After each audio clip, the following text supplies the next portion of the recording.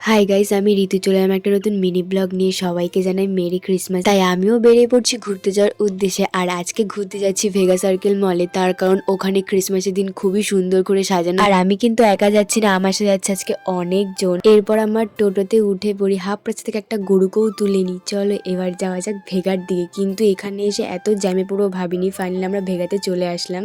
আর গিয়ে তো আমি পুরোই অবাক হয়ে গেছি এত সুন্দর ডেকোরেশন দেখে। জাস্ট ওয়াও ডেকোরেশন ছিল। আবার ওখানে প্রোগ্রামও হচ্ছিল। চলো তোমরা আমার সাথে সাথে গান শুনে নাও।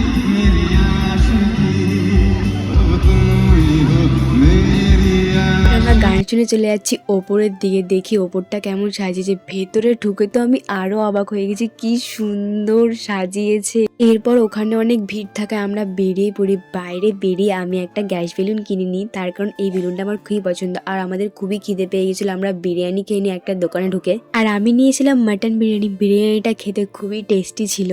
আমার ক্রিসমাস তো খুবই ভালো কাটলো। তোমাদের ক্রিসমাস কেমন কাটলো আমাকে জানিও। খাওয়া দাওয়া কমপ্লিট করে আমি রাস্তায় অনেক ছবি তুলে আমি এখন যাই বাড়ির দিকে। তোমাদের ব্লগ ভালো লাগলে লাইক অ্যান্ড কমেন্ট করে দিও। নেক্সট ভিডিও দেখার জন্য সাবস্ক্রাইব করো। টাটা।